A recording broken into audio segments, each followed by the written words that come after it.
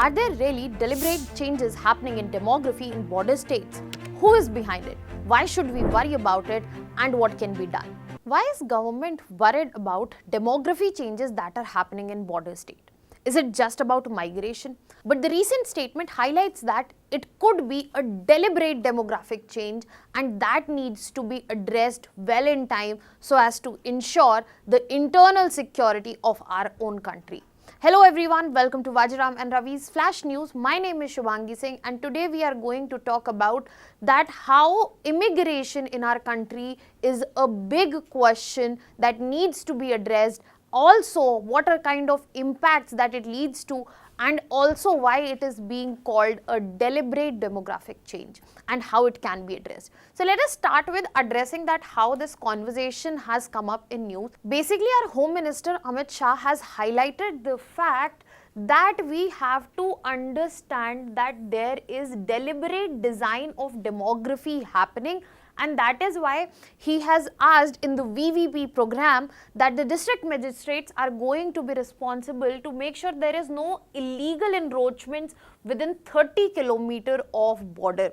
Now, when we talk about VVP program, it was launched as a counter strategy to address this illegal immigration situation. Now, let us try to understand all of this in detail. When we talk about this whole situation of illegal immigration, the first thing that we need to understand that when we are calling it demographic change, कि यहाँ पे demography जो है वो बदल रही है, तो वो कैसे बदल रही है? What is the nature of demographic change that is happening because of illegal immigration? So one thing we need to understand that India shares its borders with multiple countries. Can you tell me in the comment section which are the countries that India shares its border and which is the country with longest border sharing with India? Now, when we talk about the porous borders, that we see maximum at Bangladesh, and it has been a long-standing issue.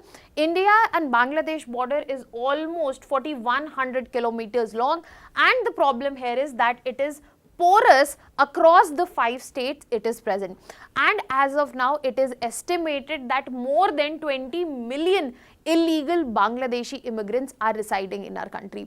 But these numbers are very problematic herein because we haven't had census after 2011. There have been maximum political guesstimates that you see that it has been guessing of number. The number can be really high than this or actually lower, but that will be seen appropriately when we are presented with the next census. Now, when we are talking about the borders that we see, you can see in this very map that we have 5 states, that is West Bengal, Assam, Meghalaya, Tripura and Mizoram, which share border with Bangladesh.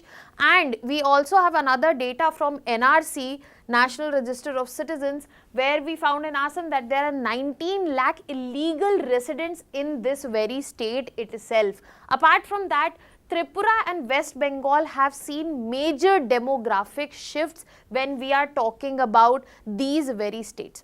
Now, the problem with this demographic shift is the fact that the actual natives of that particular place are being compromised in multiple terms as compared to the immigrants. We will be talking about the impacts as well. Now let us look into another major location where we are seeing the illegal immigration crisis heightening, that is Myanmar.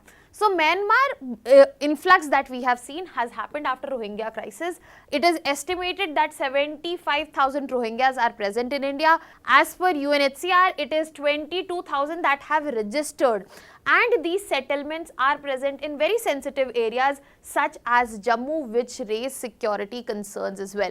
So, when we are talking about Myanmar, we also have a long border present in where the boundary is shared with Arunachal, Nagaland, Manipur and Mizoram, and again this leads to infiltration.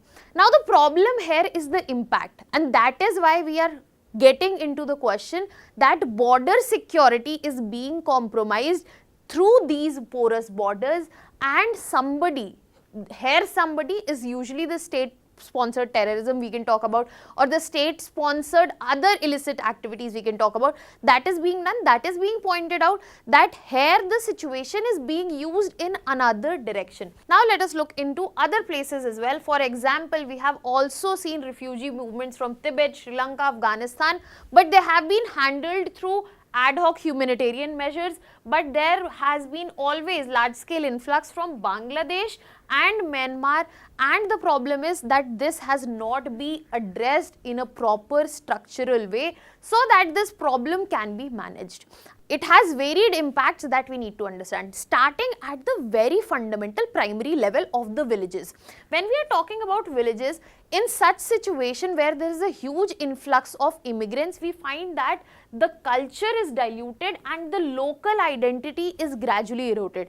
Furthermore, there is rapid population rise which affects the environment as well as ecology of that particular region. And then this immigrant population is also used for political mobilization, because that is going to address the political motives present in that very region. Apart from this, we have to understand the broader concerns which go beyond the village level and are present at regional, individual, state as well as national level too. Now let us move ahead and understand the impacts in detail. The first impact would be the socio-economic pressures that are created. For example, if we are talking about the public services which are present for the people of that, natives of that particular place, now these public services would have to be given to the immigrants also, be it water, be it food, be it the basic facilities which are given through public services. Now there will be heavy strain and it will be difficult in terms of administration, efficiency and delivery as well. Apart from that, labor market distortion. As we already know, resources are limited, jobs are limited, but everybody needs money to buy something or the other to live the basic life.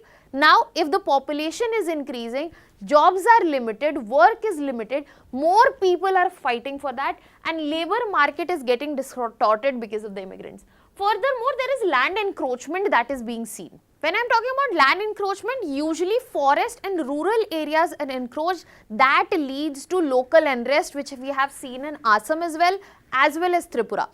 Apart from these socio-economic pressures, there are issues related to political and demographic factors also.